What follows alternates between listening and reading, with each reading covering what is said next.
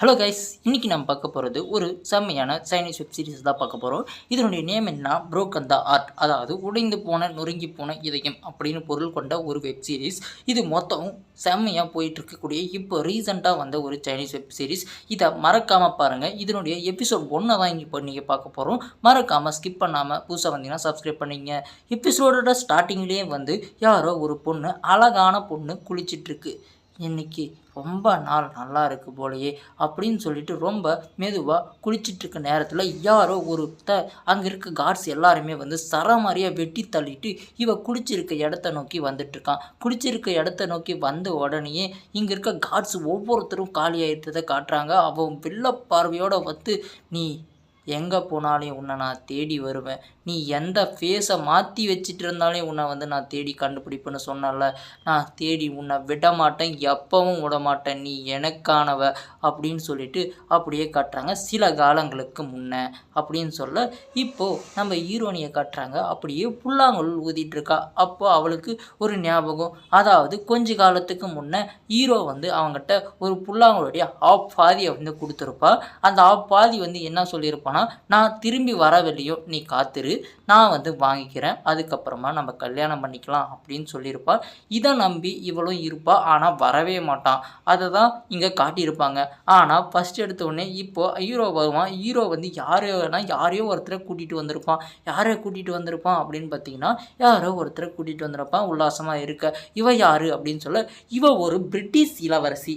இவ என் பியூட்டியில் மயங்கி இங்கே வந்துட்டா, நானும் அவள் பியூட்டியில் மயங்கி இங்கேயே கிடைக்கட்டும், அவளை நான் மேரேஜ் பண்ணிக்க போகிறேன், நான் மேரேஜ் பண்ணிக்கிட்டாவ அப்படின்னு சொல்ல, அதாவது சிம்பாலிக்காக சொல்கிறா இவ என்னுடைய முதல் மனைவி அப்படின்னு சொல்லிட்டு. ஆனால் இவ கூட்டிகிட்டு வந்த பொண்ணோட உல்லாசமாக இருக்கா. அங்கே இவ அதெல்லாம் பார்க்க முடியாமல் கண்ணோட பண்ணி அழுதுகிட்டு இருக்கா. ஏன்னா ஒரு புருஷன் அவளை வச்சுக்கிட்டே இன்னொத்தி கூட சந்தோஷமாக இருக்கிறத பார்த்தா யாருக்கு தான் தோணாது?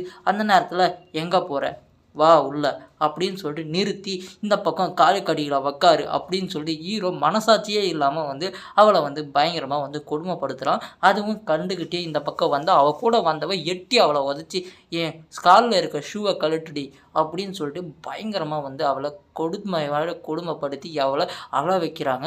அந்த நேரத்தில் அவள் கையில் ஏதோ ஒன்று இருக்குங்க, அதாவது ஏதோ ஒரு பாக்கெட் ஒன்று இருக்குது. அதை பார்த்துட்டு ஹீரோ அது என்னது இது அப்படின்னு சொல்லிட்டு கொஞ்ச நேரம் யோசிச்சுட்டு இருக்க நேரத்தில் இவ இன்னுமே தெரியாமல் சரின்னு சொல்லிட்டு அழுதுகிட்டே அவளுடைய கால் பாதத்தில் இருக்க இதுவை கடுகு அந்த பாக்கெட்டை பார்த்துட்டு, என்ன இது என்ன என்ன அப்படின்னு சொல்லியிருக்க.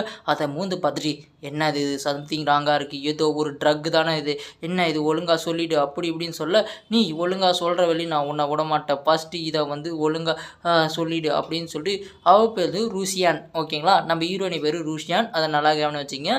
ஹீரோனினே நம்ம சொல்லிக்கலாம். இப்போ எல்லா ஆளுகளையும் கூப்பிட்டுட்டு, இது என்ன உங்களுக்கு தெரியுமா, யார் இவளுக்கு ஒத்தவனது, என்ன சொல்லுங்கள், எனக்கு ட்ரெஸ்டாக இருக்கிறவங்க யார் ஒழுங்காக சொல்லுங்கள், இல்லைனா அவங்கள காலி பண்ணிவிடுவேன் அப்படின்னு சொல்லிட்டு அதில் இருக்கிற ஒத்தி, நான் எனக்கு தெரியும், இது அவளை நீங்கள் தொட்டிங்கன்னா அப்போ குழந்தை பிறகாமல் இருக்கிறதுக்காக அது மட்டும் இல்லாமல் அவள் உங்களை குழந்தை பெற்றுக்கணும் அப்படின்னு நினச்சிருக்கா. அதனால தான் இதை யூஸ் பண்ணலாம் அப்படின்னு சொல்லிட்டு இருக்கா. ஓ அப்படியா?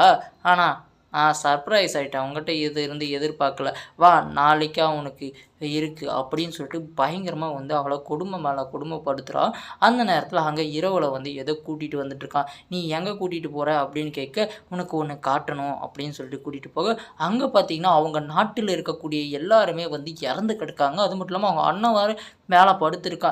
இதுதான் நான் உனக்கு கொடுக்குற சின்ன அன்பளிப்பு அப்படின்னு சொல்லிட்டு இருக்க. அந்த நேரத்தில் அவன் அண்ணன் கீழே அப்படியே உருண்டு பொணமாக விழுகும்போது, அண்ணா அப்படின்னு சொல்லிட்டு அழுது புலம்ப ஆரம்பிக்கிறா. ஏன்னா வச்சிங்கன்னா அண்ணன் கண்ணில் இருக்க, ஏன் இப்படி ஏன் மாறிட்ட, உன்னை ஏன் அப்படின்னு சொல்லிட்டு அவன் கத்துன்னு சொல்ல, இதுதான் உனக்கு சின்ன கிஃப்ட்டு, கல்யாணம் ஆகி 3 வருஷமாச்சு, அதுவும் என்னை கல்யாணம் பண்ணிக்க அப்படின்னு சொல்லிட்டு ஃபெயிலியர் ஆகிட்டு 3 வருஷமாச்சு, இதனால தான் உனக்கு இது சின்ன கிஃப்டாக இருக்கட்டும் அப்படின்னு சொன்னேன். எல்லாத்தையும் போட்டு கொளுத்துங்களே, எண்ணெயை ஊற்றுங்களே, இவனை மட்டும் தூக்கிட்டு போயிட்டு எங்கன்னா புதைங்களே, டஞ்சனில் போட்டு புதைங்களே அப்படின்னு சொல்லிட்டு ஹீரோனையை இழுத்துட்டு போயிட்டு ஒரு கூண்டு கைதி மாதிரி டாக் மாதிரி என்ன பண்ணுறான்னா ஒரு அழகாக இதுவை அப்படியே கூண்டில் போட்டுறான். கூண்டில் போட்ட உடனே அங்கே கார்ட்ஸு போட்டிருக்காங்க.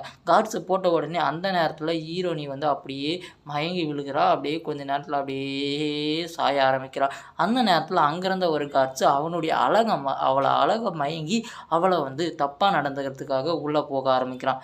இவ்வளோ அழகை அவன் ஏன் இப்படி வேஸ்ட் பண்ணுறான்னு தெரியல அப்படின்னு சொல்லிட்டு அவன் தொட போகும்போது அவன் ஹீரோனி என்ன பண்ணுறான்னா அப்படியே அவள் கழுத்தை பிடிச்சி நெரிச்சு அங்கேருந்து கொன்று அப்படியே வெளியே வரா. வெளியே வந்துட்டு இங்கேருந்து தப்பிக்கலாம் அப்படின்னு சொல்லிட்டு இந்த நரகத்தில் வந்து மாட்டிக்கிட்டேனே, இவனை நம்பி நான் நரகத்தில் வந்து மாட்டிக்கிட்டேனே அப்படின்னு சொல்லிட்டு நம்ம ஹீரோனி வந்து அங்கேருந்து கொஞ்சம் கொஞ்சமாக வெளியே வந்து பார்த்தா நம்ம ஹீரோ வந்து அப்படியே சடனாக அங்கே நிற்கிறான், அதுவும் ஒரு வில்ல பார்வையோட.